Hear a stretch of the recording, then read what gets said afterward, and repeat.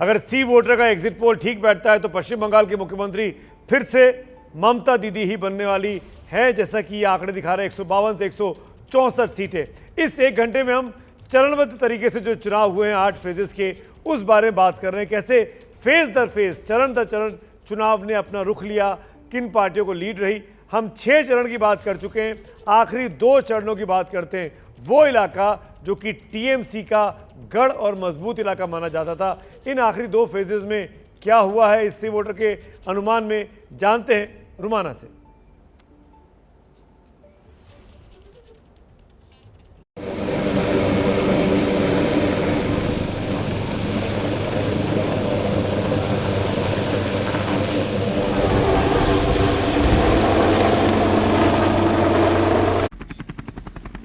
आखिरी 2 फेजेस मतलब 26 अप्रैल और आज 29 अप्रैल, इसी हफ्ते में ये दोनों आखिरी 2 फेज के लिए वोट पड़े हैं।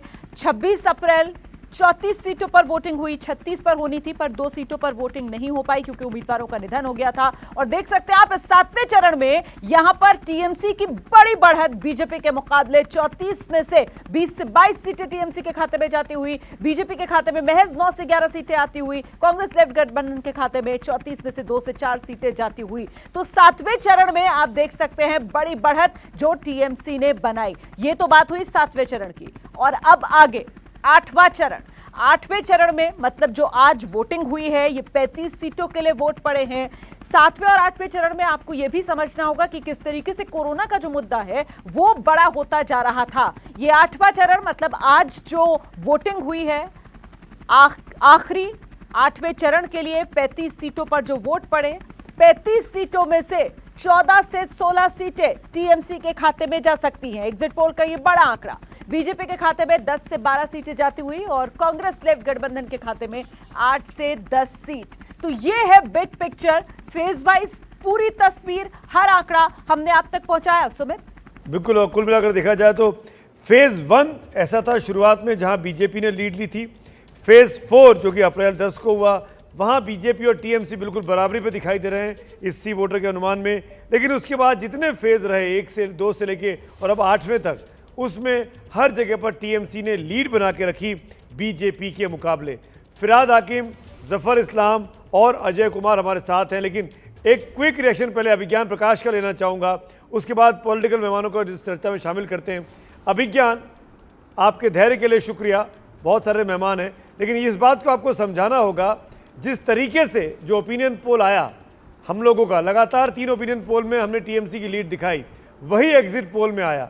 इस 1-1.25 महीने में बीजेपी चुनावों को अपने पक्ष में क्यों नहीं मोड़ पाई, अगर ये सर्वे ठीक बैठता है तो? Good point. सबसे पहले चूंकि हम लगातार ओपिनियन पोल कर रहे हैं तो एक कंसिस्टेंसी आपकी रही है, मैंने पहले भी कहा और आज फिर उस बात को मैं दोहरा रहा हूं। अगर 2 तारीख को ये नतीजे आते हैं इसी हिसाब से तो ये सही साबित होगा। दूसरा पॉइंट बिल्कुल स्पष्ट है कि 2019 में, ये बात पहले भी मैंने सुमित आपसे कही थी, 40% बीजेपी ने वोट हासिल किया था। उसको जीतने के लिए उससे आगे जाना था, जो कि स्पष्ट नज़र आ रहा है कि वो आगे नहीं जा पाई। तीसरी बात, पहले 2 फेजेस सबको पता था बीजेपी के हक के फेजेस हैं, लेकिन ऐसा बीजेपी कोई बहुत बड़ा टर्न अराउंड पहले 2 फेजेस में नहीं करा पाई अपने हक में, जिसमें कि सेकेंड फेज नंदीग्राम इंक्लूडेड है। आहिस्ता आहिस्ता चुनाव जैसे जैसे बढ़ता गया, advantage points phase by phase जो आप बता रहे हैं सुमित, वो मिलते चले गए टीएमसी को, ना कि बीजेपी को। और चौथा पॉइंट, चुनाव जैसे ही छठे फेज से आगे गया, मेरा अपना ये मानना है इसमें कोरोना का इम्पैक्ट, लोगों के राय का और इतनी भयावह जो देश की तस्वीर बन गई है उसका भी कहीं ना कहीं आंकड़ों से उसको साबित करना मुश्किल होता है, लेकिन राजनीति में हम सब जानते हैं मूड और परसेप्शन वो मैटर करता है। सुमित, ये मेरे 4 पॉइंट्स हैं। बहुत बहुत इंपॉर्टेंट 4 पॉइंट्स हैं। और शायद कोरोना का जो इम्पैक्ट हुआ उसके बारे में दिलीप घोष मुझे दिखाई दे रहे हैं, उनसे हम बातचीत करेंगे। दिलीप दा, आप माटी के लाल है, मैं आता हूँ आपके पास, लेकिन आपकी इजाज़त से आपसे पहले एक सवाल कांग्रेस के डॉक्टर अजय कुमार का ज़रूर लेना चाहूँगा। वो काफ़ी वक्त से अपनी बारी का इंतज़ार कर रहे हैं। और अजय कुमार जी नहीं है मेरे साथ, चले गए हैं। लेकिन फिराद हाकिम और दिलीप घोष, 2 बड़े चेहरे पश्चिम बंगाल की राजनीति के इस वक्त मेरे साथ मौजूद हैं। आप दोनों की इजाज़त से मैं आप दोनों के साथ इस चर्चा को आगे बढ़ाता हूं। यशवंत, मैं आपके पास आता हूं। दिलीप घोष, जो आंकड़े अब तक सामने हैं ये इशारा कर रहे हैं कि बीजेपी बहुत कुछ कर रही है पर सब कुछ नहीं कर पा रही है। आप बहुमत से पीछे दिखाई दे रहे हैं। दिलीप दा,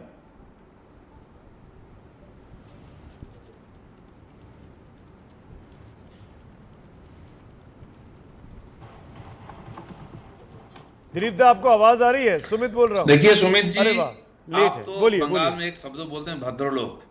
आप 3 महीना 4 महीने पहले जो बोले थे आज भी वही बोल रहे हैं। आप अपने जगह पर खड़ा रहिए, लेकिन भाजपा बहुत आगे बढ़ चुकी है। हाँ, मेरी आवाज जा रही क्या? जी आ रही है, बिल्कुल बोलते रहिए। थोड़ा सा समय लग रहा है। जी आप बोलते रहिए। हाँ, तो इसीलिए भाजपा चुनाव जब शुरू किया था 1 महीना पहले, उस समय की सिचुएशन अब की और 2-3 महीना पहले की, जब से आपने ओपिनियन पोल शुरू किया, काफी फर्क पड़ा है। बहुत सारा इश्यू आ गया बीच में, लेकिन हम जिस गति से चुनाव शुरू किया था, जिस दिशा में, उसी गति और दिशा में चुनाव समाप्त भी किया है। और हमारी जो टारगेट थी उस तरफ आगे बढ़ते हुए हमने चुनाव समाप्त किया है और हमारा टारगेट जो है 200 के आसपास, वहां हम पहुंचेंगे। लेकिन आपने जो ओपिनियन पोल दिया, जो एग्जिट पोल दिया, मुझे लगता है नहीं कि एग्जैक्ट पोल उधर ही जाएगा, वो अलग ही होगा और पूरी विश्वास है भारतीय जनता पार्टी को बहुमत मिलेगा। चलिए मैं 1 मिनट के लिए आपकी बात मान लेता हूं कि हमारा ओपिनियन पोल, हमारा एग्जिट पोल आपके सपनों के मुताबिक नहीं होगा, आपके हिसाब से नहीं होगा। अब आप मुझे बताइए, 1 मिनट के लिए आप मेरी बात भी मान लीजिए, अगर यही नतीजे आते हैं 110 120 के आसपास पार्टी की गाड़ी रुक जाती है, इसको आप जीत मानेंगे या हार मानेंगे? दिलीप दा।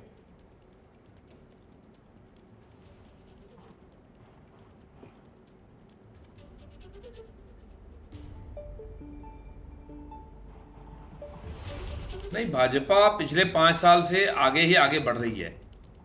पहले 3 विधानसभा चुनाव 5 साल पहले 3 विधायक जीते थे हम लोग। उसके बाद कई बाई इलेक्शन में हमारी वोटिंग परसेंटेज बढ़ी, 10.5 से लेके 35 36 तक हुआ। और 2018 में जो पंचायत चुनाव हुआ, भले कि वहाँ चुनाव हो ही नहीं पाया, नॉमिनेशन नहीं हो पाया, लेकिन जिस जिस जिले में हमने किया है 35 से 40% तो वोट हमको मिला था और उसका परिणाम हमको लोकसभा में मिला। कोई उम्मीद नहीं किया था कि हमको 18 सीट मिलेगा और 40% से ऊपर वोट मिलेगा, वो हमने करके दिखाया।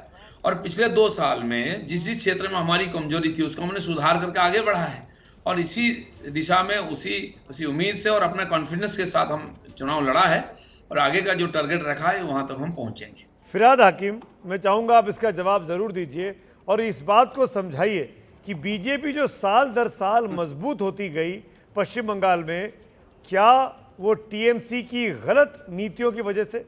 क्योंकि आप एक खास वर्ग को लुभाने में लगे रहे। टीएमसी, देखिए सुमित जी, मैं बार बार ये कहता हूँ, टीएमसी एक सेकुलर पार्टी है। बीजेपी आरोप देते रही पोलराइजेशन के लिए, जो एक संप्रदाय को हम पीछे रखते नहीं।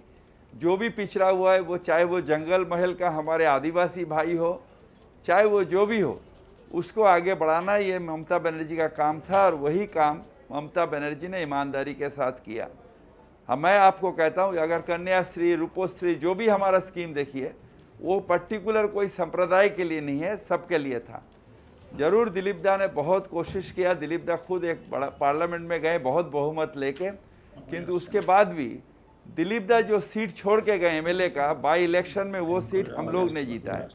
और बाई इलेक्शन जब हुआ असेंबली का जब जो 5 बाई इलेक्शन हुआ था, जब दिलीप दा लोग चले गए पार्लियामेंट में जी, वो सब सीट बहुत अच्छी तरह से तृणमूल कांग्रेस ने जिया। इसका मतलब क्लियरली है, जो विधानसभा में बंगाल के लोग जो है वो ममता बनर्जी को चाह रही है। आवाज आ रही है ना? फिराद हाकिम साहब, आप पे इशारा कर रहे हैं कि आपने भले ही अपनी लोकसभा सीट जीत ली, लेकिन उपचुनावों में आप लगातार, आपकी पार्टी चुनाव हारती गई। क्यों हुआ ऐसा दिलीप दा? आप अपनी सीट हार गए उपचुनाव में। जी नहीं,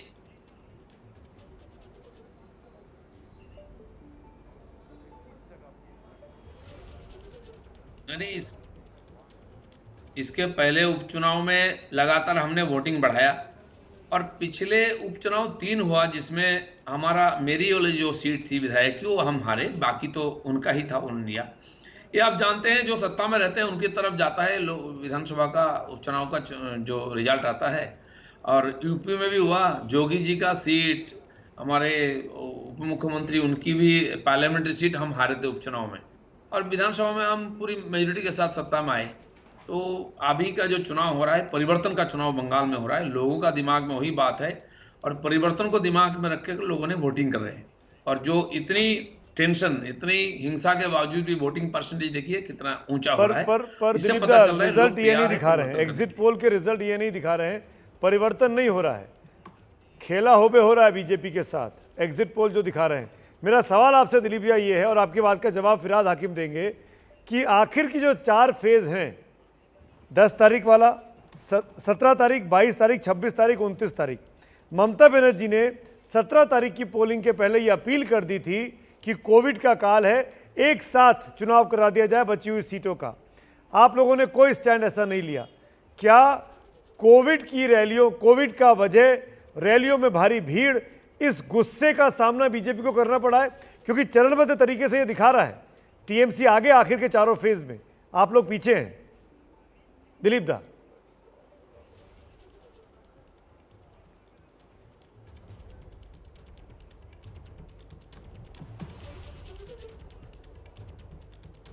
नहीं, देखिए ममता बनर्जी ने जो अपील की थी वो कोविड के लिए नहीं है, अपना चुनाव के लिए, अपनी स्थिति के लिए। वो 4 फेज के बाद जान गई वो हार रही है, इसलिए जो पहले ईवीएम को, चुनाव कमीशन को, सेंट्रल फोर्स को टारगेट बना रही थी, उससे फायदा नहीं मिला, लोगों ने भरपूर वोटिंग किया, तब उन्होंने तुरंत मोड़ा कोविड की तरफ। जबकि देखिए देश भर में 10 प्रदेश का आप देखें आंकड़ा कोरोना का, तो उसमें हम 8 नंबर में हैं। हमारे यहाँ 2 महीने से चुनाव की तैयारी चल रही, बड़ी बड़ी लाखों की सभा हुई, किसी देश में कहीं पर नहीं हुआ है। अगर कोरोना अगर कारण होता तो जो फर्स्ट फेज में चुनाव होता, सेकंड फेज में जंगल मॉल में लोग सारे मर जाते, महामारी हो जाता, वो नहीं है। मजबूरी में वो लोग कोरोना को सामने ला रहे हैं, जो 1 साल में संभाल नहीं पाए। फिराद हाकिम जवाब दीजिए। कोरोना डरा करके चुनाव जीतना चाह रहे हैं और उसका फिराद हाकिम साहब जवाब दीजिए, कोरोना से डरा कर चुनाव जीतने की मंशा रही आपकी। दिलीप घोष अभी भी इल्जाम लगा रहे हैं। ये दिलीप दा अच्छी तरह जानते हैं, जो हमने कलकत्ता में, बंगाल में कोरोना को हम लोग ऑलमोस्ट ख़त्म कर दिए थे। ये दिलीप दा अच्छी तरह जानते हैं, जो कोरोना काल में मैं, ममता बनर्जी रास्ता में थे। और ये भी है जो ये चुनाव काल में जितने बाहर से दिलीप दा के गेस्ट आए, बाहर से जितने आए वो सब कोरोना इफेक्टेड एरिया से, जैसे हमारे जोगी जी खुद जाके कोरोना हो गए। इसका मतलब जितना दिन यहाँ घूमे वो कोरोना फैलाते रहे। उनके साथ 100 हजारों बीजेपी कार्यकर्ता ने आया, हजारों बीजेपी कार्यकर्ता आया, प्लेन आया, ट्रेन आया, बहुत बीजेपी भरा हुआ था। जैसा यहाँ पर कोरोना फैलना शुरू कर दिया, देश के दूसरा भाग में जैसा आज कोरोना का महामारी है, फिराद भाई, ये महामारी हुआ। फिराद भाई, मैं ये कहता फिराद भाई ये कहते ना कि बीजेपी बाहर से लेके आई, तो क्या पश्चिम बंगाल में पहले से कोविड नहीं था? फिर टीएमसी के अपने नेता की देहांत हो गया कोविड की वजह से, काजोल सिन्हा का, आप समझ रहे हैं? ये चीजें मैं आपको कहता, क्या वो जाके बीजेपी के नेताओं से मिले थे क्या? ऐसा मत कहिए ना, ये आप दोनों की गलती है। आपको मैं कहता हूं, नहीं, आपको मैं कहता हूं पश्चिम बंगाल में जब आपका महाराष्ट्र हाइप था, दिल्ली हाइप था, तब पश्चिम बंगाल में कोरोना करीब चले गया। कहां था? किसी को जरूर जब ये फर्स्ट ये था, फर्स्ट फेज था, नहीं फर्स्ट फेज। उसके बाद कोरोना हमारे यहाँ पर एकदम डाउन हो गया था। फिर ये चुनाव के दौरान ये कोरोना का जो है ये सेकेंड वेव आया। फर्स्ट वेव हम लोग संभाल लिए थे, हाँ जरूर, खाली वो नहीं, हमारा अपना रिलेटिव उसमें देहांत हो गया था, बिल्कुल। मगर ये सेकेंड वेव जो है ये महामारी के रूप से आया। तो इसके लिए तो आप लोग दोषी है ना। आपने सुना नहीं मद्रास हाईकोर्ट ने क्या कहा कि चुनाव आयोग पर मुकदमा होना चाहिए मर्डर का, उसके अधिकारियों पर। इस हद तक गुस्सा है समाज में, देश में। आपको लगता नहीं है कि चुनाव को बगैर पब्लिक रैलीज के होना चाहिए था? राजनीतिक पार्टियों की यह जिम्मेदारी थी कि वो पब्लिक रैली नहीं करती। आप दो बड़े नेता, दो बड़ी पार्टी के हैं। मैं आज आपसे पूछता हूं, जब चुनाव जरूर। निपट गए, आत्मावलोकन कर रहे हैं, आपसे गलती हुई? पहले बॉबी हाकिम, आप बताइए। नहीं, ये चुनाव आयोग का ये था, जिम्मेदारी था, क्योंकि चुनाव आयोग अगर चुनाव कराएगा, अगर मोदी जी आते रहेंगे, हमारे अमित शाह जी आते रहेंगे, बड़े बड़े नेता आते रहेंगे, तो हम रैली नहीं करेंगे, तो हम तो चुनाव लड़ रहे हैं। आप दोनों हम को तो नहीं यहाँ करना पर कोई चाहिए, दान क्षेत्र आप नहीं है जो दोनों हम, को, ठीक है, आप I दोनों quit। को वर्चुअल रैली करनी चाहिए थी, जो बाद में नहीं, किया आप लोगों ने। जरूर जरूर, मगर इसका नियम जो है ये चुनाव आयोग के ऊपर था, ये कोई अरे पॉलिटिकल कुछ नियम अपने आप बना लेते, सेल्फ रेगुलेशन जिसको बोलते हैं बॉबी भाई। करना चाहिए था। कोलकाता हाँ, की, हाँ, अब मान लीजिए चुनाव के हाँ, बाद, मान लीजिए और मान लीजिए 2 मई को आपकी सरकार बन जाती है, पश्चिम बंगाल में 73 गुना ज्यादा परसेंटेज हो गया। जिस दिन केस अनाउंस हुआ 26 फरवरी को, और जिस दिन आज ये हुआ 26, अब तब से लेके अब तक, आप समझ रहे हैं 73 गुना ज्यादा मामले आ रहे हैं, 50-60 हजार तक। बॉबी साहब मेरा सवाल सुन लीजिए। मैं जब आपसे आप सेल्फ स्टैंड कर सकते थे, आप कह सकते थे कि हम केवल वर्चुअल रैली करेंगे, हम नहीं करेंगे। संक्रमण 31% है पॉजिटिविटी रेट। ये लीड चुनाव आरोप ले सकते थे, या देश के प्रधानमंत्री ले सकते थे। मुख्यमंत्री ये अगर हम लेते हैं तो वन साइडेड हो जाता। नहीं, वन साइडेड हो कि मुख्यमंत्री से ऊपर प्रधानमंत्री हैं, उनको लीड लेना चाहिए। दिलीप घोष जवाब देंगे, आयोग के लेना चाहिए। दिलीप घोष जवाब दीजिए। जिम्मेदारी प्रधानमंत्री की ज्यादा थी, आपको वर्चुअल रैली करनी चाहिए थी। कोविड नहीं फैलता आज बंगाल में। दिलीप दा,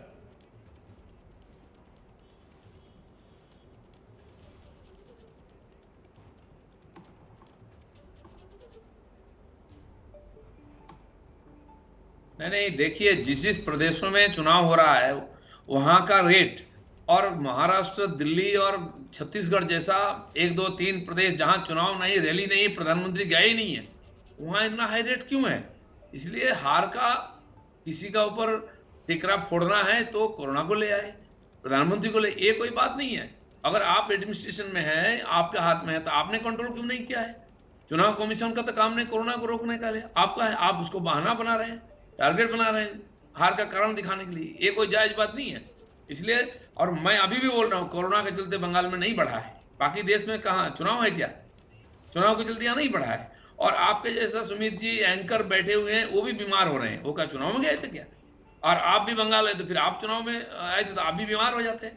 तो ये कोई बात नहीं है, और किसी राजनीतिक विषय को लेकर के इस प्रकार जोड़ना नहीं चाहिए कोरोना के साथ। सही तथ्य के साथ चर्चा करना, उसमें लाभ होगा सबको। मैं नहीं कह रहा हूं, देश भर के कोर्ट कह रहे हैं, लेकिन इसका देश भर के कोर्ट कह रहे हैं। मद्रास हाई कोर्ट की टिप्पणी कितनी खतरनाक है। यूपी में क्या कहा इलाहाबाद हाई कोर्ट ने, गुजरात में क्या कहा कोर्ट ने। हर कोर्ट चुनाव को और कुंभ को बहुत बड़ा सुपर स्प्रेडर मान रहा है, आपकी रैलियों को। जजेस कह रहे हैं, आप मीडिया को कितना भी नीचे दिखा दिए, जजेस को क्या कहेंगे? सुनिए, तमिलनाडु में चुनाव नहीं, एक विधानसभा बाई इलेक्शन, उसके लिए एक व्यक्ति गया था तमिलनाडु हाईकोर्ट को। जिस प्रदेश में चुनाव हुआ वहां हाईकोर्ट नहीं बोला है। जिनको सहारा चाहिए वो उसको लेके अपना एक बहाना बना रहे हैं। मद्रास हाईकोर्ट हाईकोर्ट तमिलनाडु में चुनाव है दादा, कैसी बात कर रहे हैं आप? तमिलनाडु में चुनाव चल रहे हैं विधानसभा के, उसके भी आज हमारे सामने एग्जिट पोल हम दिखा रहे हैं। इसीलिए चुनाव आयोग को बंदिश लगानी पड़ी बाद में।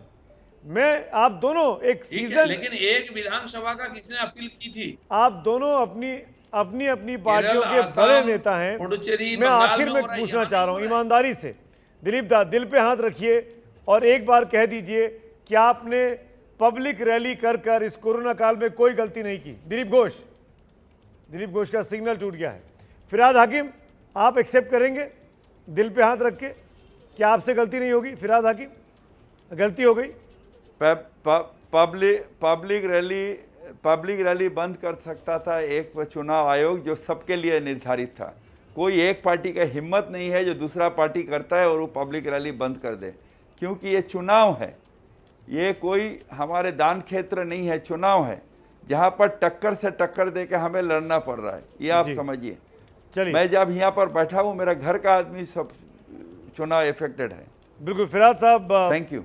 शुक्रिया आपका जुड़ने के लिए। दिलीप घोष आपका शुक्रिया। जो तमाम मेहमान जुड़े उन तमाम लोगों का शुक्रिया अदा करना चाहूँगा। वक्त की कमी है, लेकिन आप देख लीजिए, कुल मिलाकर आंकड़े आपके सामने हैं एग्जिट पोल के। #ABP और सी वोटर का एग्जिट पोल ये साफ इशारा कर रहा है कि पश्चिम बंगाल में दीदी की सरकार, असम में बीजेपी की वापसी, लेकिन कांटे की टक्कर तमिलनाडु में DMK कांग्रेस गठबंधन की वापसी हो रही है, सत्ता परिवर्तन है। केरल में सत्ता परिवर्तन नहीं है, LDF की सरकार बन रही है। पुडुचेरी में बीजेपी अपनी सरकार बना सकती है स्थानीय पार्टी के साथ मिलकर। मोटा मोटी ये निचोड़ रहा, लेकिन असली नतीजे क्या होंगे वो तो आपको 2 मई को ही पता लगेगा, जब लगातार ABP न्यूज़ पर सबसे सटीक विश्लेषण और सबसे तेज नंबर आपको दिखाई देंगे।